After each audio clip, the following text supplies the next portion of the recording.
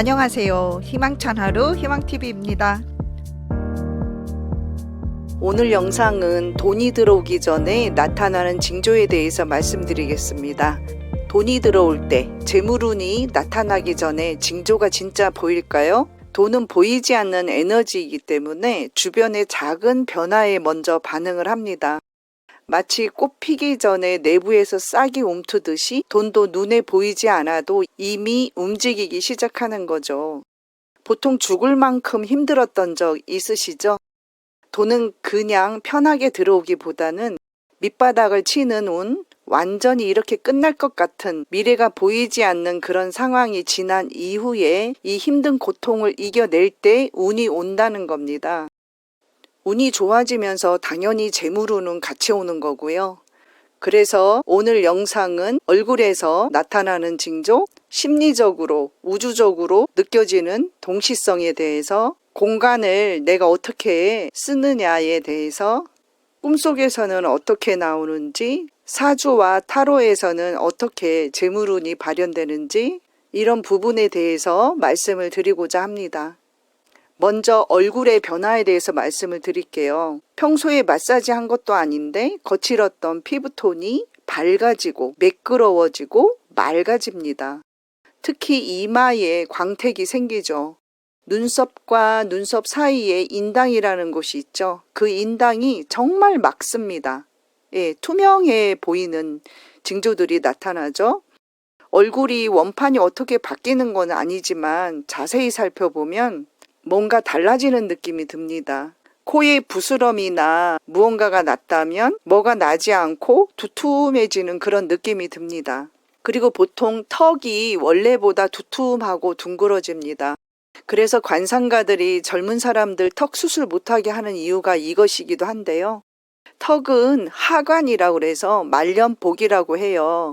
이 턱이 두툼해지면 재물운도 좋아진다고 보죠. 부하, 직원, 아랫사람, 자녀복도 좋다고 합니다. 그래서 절대 손을 못 대게 하죠. 그리고 관상학적으로는 아주 마른 사람보다 좀 통통한 사람이 금전운이 좋다고 이야기합니다. 재물운이 좋아질 적에 평소 나의 체중이 불어나는 경우가 많다고 보시면 되죠. 그리고 몸이 평소에 무거웠었어요. 그렇다면 몸이 가벼워지고 생기가 돋습니다.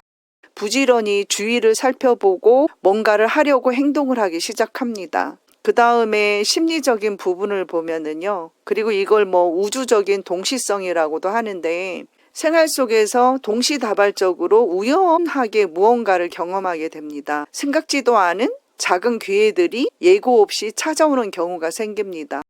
만약에 내가 강의를 하고 있다면 생각지도 않은 곳에서 의뢰를 받는다던가, 또는 연락도 없던 지인에게 연락이 와서는 예전에 빌려준 돈을 다시 건네받는다던가, 8 같은 경우는 재물과 연결되는 숫자라고 보통 말하는데, 시계를 무심코 봤는데 8시, 전화번호가 888 이런 번호가 들어가 있어요. 영수증에 숫자도 8이 나와요. 이런 식으로 연결이 되는 거죠. 이런 작은 흐름들이 결국 큰 돈줄을 이어지게끔 만들어줍니다.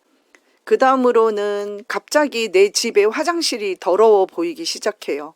싱크대가 지저분해 보이고 내 책상이 막 지저분해 보이기 시작합니다. 평소 미뤄두었던 청소를 자꾸 주기적으로 반복해서 막 깨끗하게 청소를 해댑니다.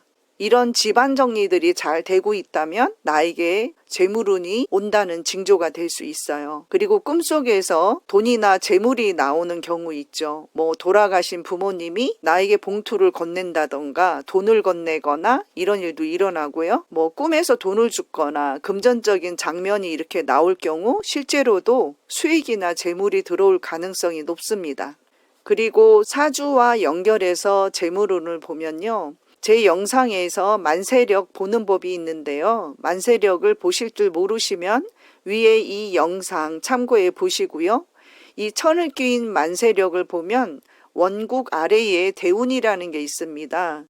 이 대운은 큰 좋은 운이 아니라 10년 주기로 그냥 10년마다 순환하는 운의 흐름을 대운이라고 하거든요. 이 대운이 바뀔 때마다 우리에게 큰 영향을 줍니다. 운의 방향을 완전히 바꾸어 놓습니다.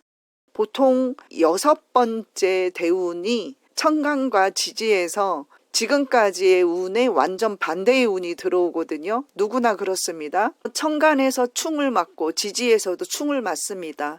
이때 인생의 굉장한 변화, 드라마틱한 변화가 일어납니다. 지금까지 살아왔던 패턴이 바뀌는 거죠. 저 같은 경우는 실제로 6대운을 맞으면서 잘 다니는 직장을 정말 과감하게 그만두게 되었고요. 공부를 더 해서 대학에서 강의를 하는 완전 드라마틱한 일이 벌어졌죠. 6대운에 좋은 운으로 바뀌는 사람도 있고 나쁜 운으로 바뀌는 사람들이 있어요. 6대운이 가장 나에게 큰 변화의 운인 것 같아요. 이때 많은 사람들이 지금까지 살아오지 않은 인생을 살아가기도 합니다. 그래서 이 대운에 재성이라고 보통 얘기하는데 재성에는 편재, 정제가 있거든요. 이런 운이 들어오면 재물의 흐름이 강해집니다. 정제, 대운 때는 안정적인 수입이 생기고 저축도 많이 하고 장기적으로 자산 축적에 유리합니다. 편재 대운 때는 사업을 한다거나 투자 기회가 증가한다거나 적극적으로 재물을 획득하는 시기인데 사실 편재 때는 좀 조심하셔야 될 게 편재라는 것 자체가 내가 돈을 많이 축적한다라기보다는 많이 들어오기도 하지만 많이 나갈 수도 있거든요. 정제대운 같은 경우는 재물을 잘 지키는 운이라고 보면 편재는 그렇지 않아요. 그러한 부분을 좀 유념해 주시면 좋을 거고요. 또 대운의 식신상간 대운 시기에는 그냥 재물운이 아니라 내가 무언가를 실행하는 거예요. 무언가를 가르치고 배우고 이런 실행력을 기반으로 한 수익이 보장된다고 보시면 되고 이거는 장기적으로 간다기보다는 단기적으로 흐름을 강화시킨다고 보시면 되겠어요. 그 다음에 이제 세운의 재물 흐름에 영향을 볼 수 있는데요. 세운은 1년의 운, 한 해의 운을 말합니다. 지금 을사년이잖아요. 25년이 이게 세운인 거죠. 대운에 비해서는 10분의 1밖에 안 되는 짧지만 아주 무시는 못하는 그 운이 세운입니다. 역시 이 세운 때 정제나 편제 이게 들어오면 작지만 새롭고 강한 재정 흐름이 시작될 수 있습니다. 하지만 이 세운과 대운이 충돌을 하게 되면 안 좋으니까 그 흐름을 잘 봐야 됩니다. 사주 원국에서 이 재성을 갖고 있다라는 것은 그 돈을 지킬 수 있는 그릇이라고 보통 볼 수가 있거든요. 사주 원국에 정제 편제가 존재하면서 신강하다 그러면 대운이 왔을 때 재물이 들어옵니다. 하지만 재성이 너무 많다고 좋은 게 아니거든요. 재성은 많고 다른 사주가 약하면 오히려 돈이 빠질 수 있고 손실로 연결될 수가 있습니다. 그리고 비경겁재가 많을 때는 경쟁 구도가 생겨서 재물이 빠지거나 이제 이럴 수 있는데 이럴 때는 재성대운을 만나면 반전이 가능할 수 있겠죠. 그리고 오행 목화토금수 운동 중에서 금의 흐름이 증가되면 재물 기운이 활발해진다고 봅니다. 타로도 요즘 굉장히 유행이죠. 저도 상담할 때 타로도 같이 이제 병행을 하고 있는데 그 4가지 원소 중에서 펜타클 같은 금전 관련 타로가 나오면요. 물질적인 성과가 뒤따를 확률이 높습니다.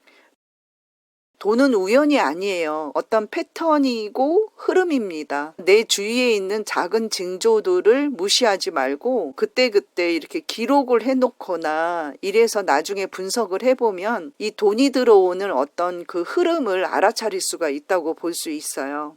재물운을 맞이하는 가장 큰 징조, 마지막으로 여러분에게 강하게 어필해드리고 싶은 게 있는데요. 되게 힘든 시기를 겪고 난 후에 운이 좋아진다는 이야기입니다. 지금 혹시 인생에 큰 고비를 맞고 계시나요? 그렇다면 정말 축하할 일이에요.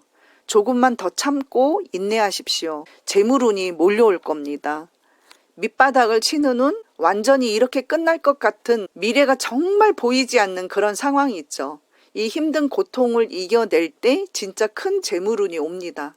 반드시 그렇습니다. 극단적인 선택을 한 사람들을 보면 바로 그 뒤에 큰 재물운, 대운이 기다리고 있다는 사실이었어요. 근데 그 고비를 못 넘기는 거예요.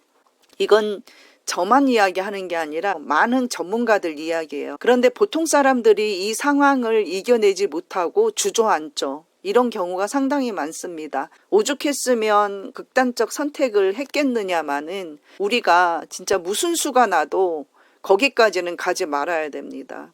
그렇게 힘드실 때는 이렇게 생각하시는 게 좋아요.